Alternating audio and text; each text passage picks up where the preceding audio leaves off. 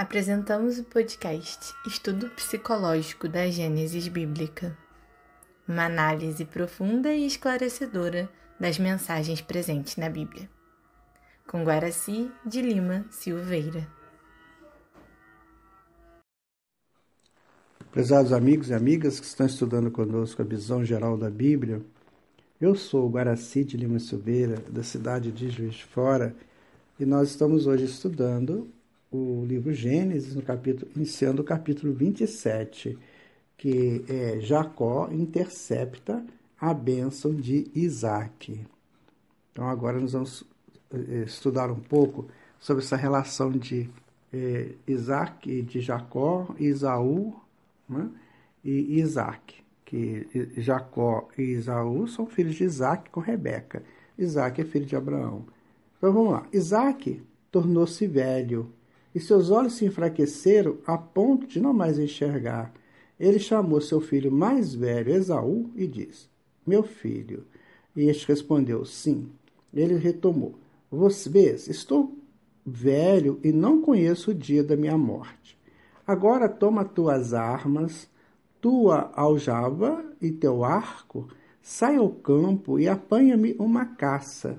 Faze-me um bom prato, como eu gosto, e traze-me a fim de que eu coma e minha alma te abençoe antes que eu morra. Ora, Rebeca ouvia enquanto Isaac falava com seu filho Esaú.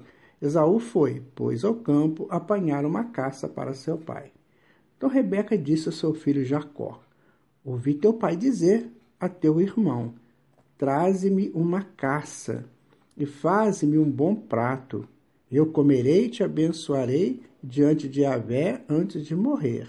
Agora ouve-me e faz o que eu te ordeno. Vai ao rebanho e traz-me de lá 2 belos cabritos, e prepararei para teu pai um bom prato, como ele gosta. Tu o apresentarás a teu pai e ele comerá, a fim de que te abençoe antes de morrer. Então Jacó disse a sua mãe Rebeca: Vê, meu irmão Esaú é peludo, e eu tenho a pele muito lisa.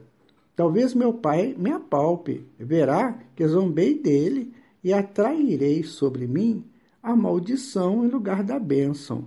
Mas sua mãe lhe respondeu: Caia sobre mim a tua maldição, meu filho. Obedece-me e vai e traze-me os cabritos.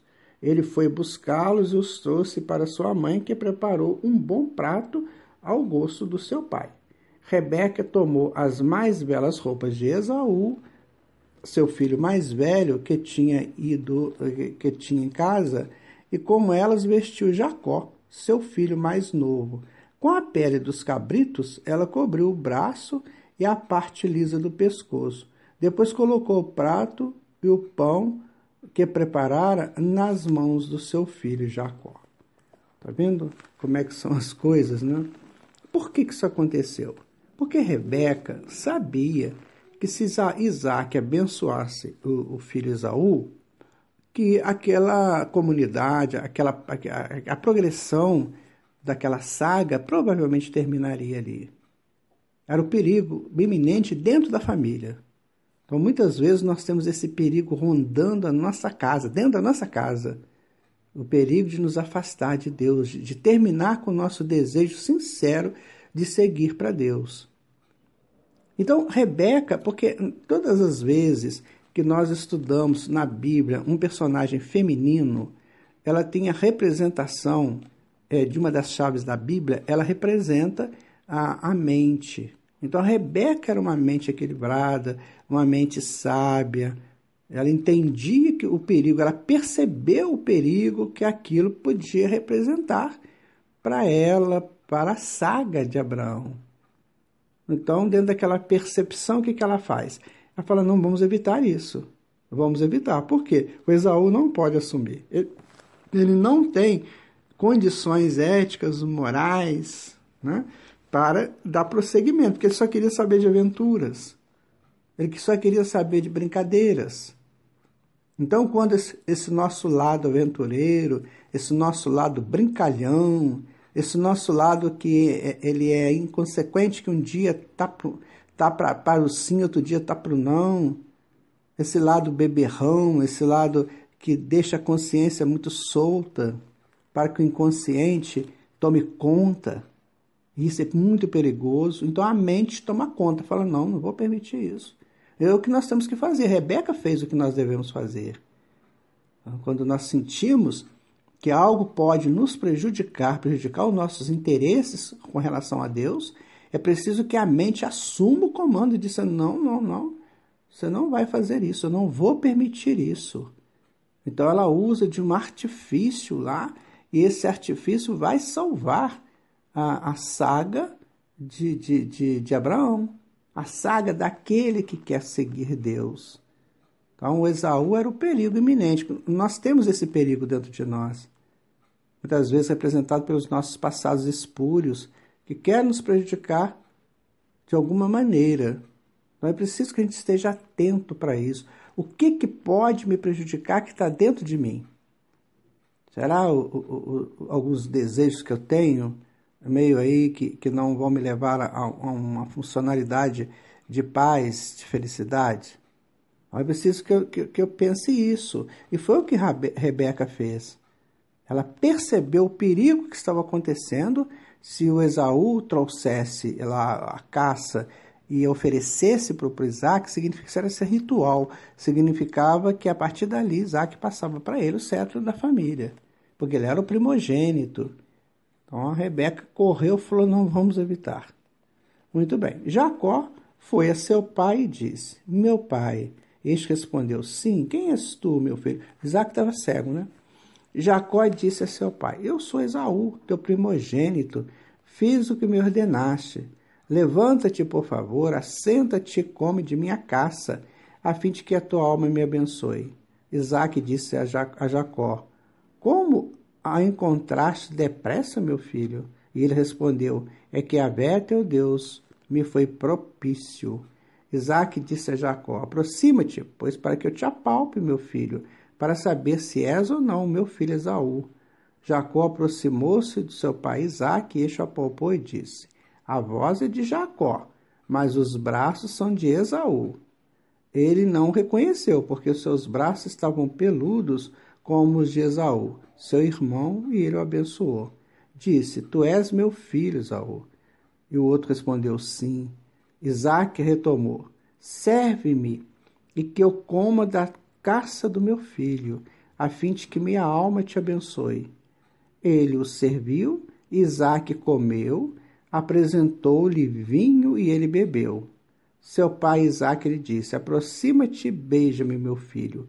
Ele se aproximou e beijou o pai, que respirou o odor de suas roupas, e ele o abençoou assim.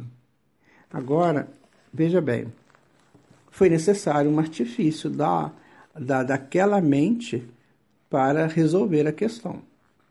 A gente pode perguntar, mas ele mentiu? Ele mentiu?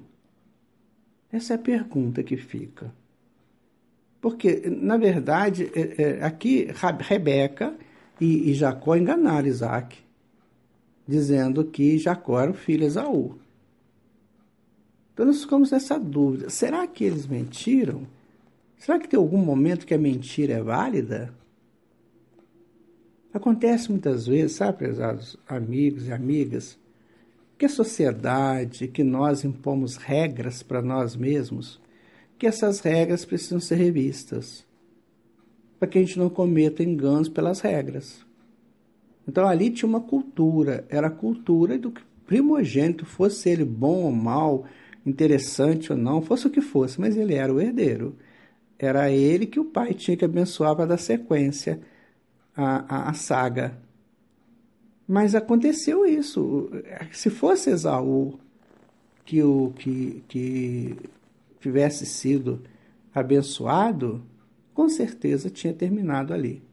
Então isso quer dizer para nós o seguinte, vamos rever nossas regras, vamos rever as nossas culturas, aquilo que eu digo que é assim, eu não movo uma palha para que não seja. Isso é bom a gente pensar, que muitas vezes nós estamos estabelecendo regras que são prejudiciais para nós.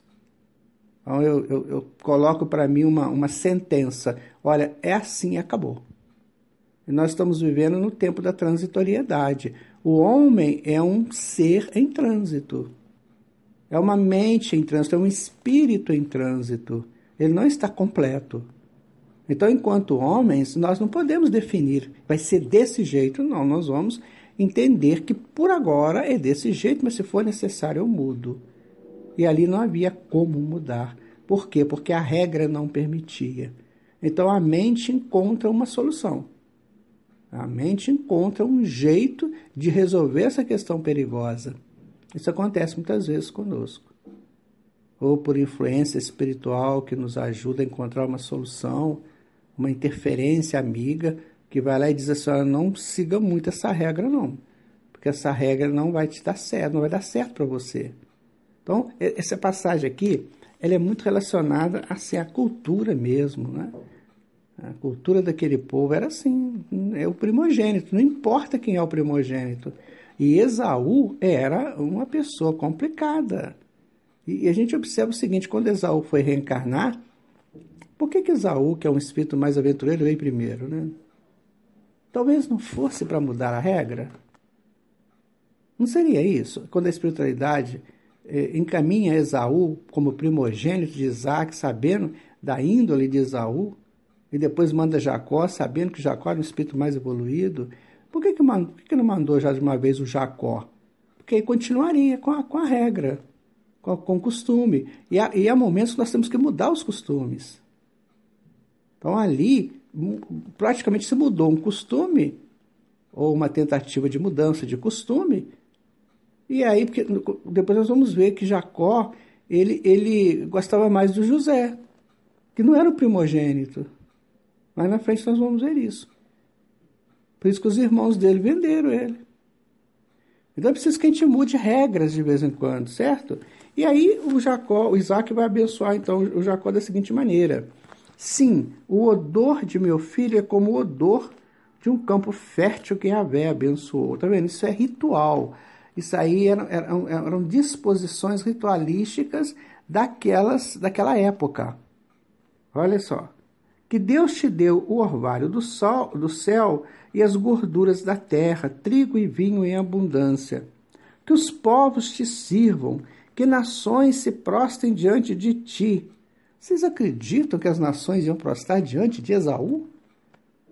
Que era uma pessoa completamente alheio aos deveres dele enquanto ser social? Não era possível isso. Então Isaac estaria passando dando uma bênção a quem não iria cumprir a bênção que ele estava fazendo. Rebeca sabia disso. Então Rebeca, a mente, falou, não vou permitir que essas tradições antigas, que essas coisas tacanhas que estão lá no inconsciente, perturbe a minha marcha consciente. É o que nós temos que fazer. Nós deixamos muito por conta do inconsciente, sabe, pesados amigos? Tem coisas que nós não podemos mexer muito porque o inconsciente é muito forte. Mas tem coisas que a consciência tem que agir. Senão ela não é consciência, ela é inconsciente também. Ela está dormindo. Então a Rebeca estava acordada. Não vai acontecer isso aqui comigo de jeito, eu não vou permitir isso, né? E ele vai então terminar a bênção dele dizendo, ser um senhor para teus irmãos, que se prostrem diante de ti os filhos da tua mãe. Maldito seja quem te amaldiçoar, bendito seja quem te abençoar. Vocês se lembram, quando nós estávamos estudando em outros aí para trás, que o Esaú chegou em casa com fome e o Jacó serviu para ele um prato, e o prato de lentilhas significa que naquele momento ele passava a primogenitura para o Jacó. Então Esaú já tinha aberto mão da primogenitura dele.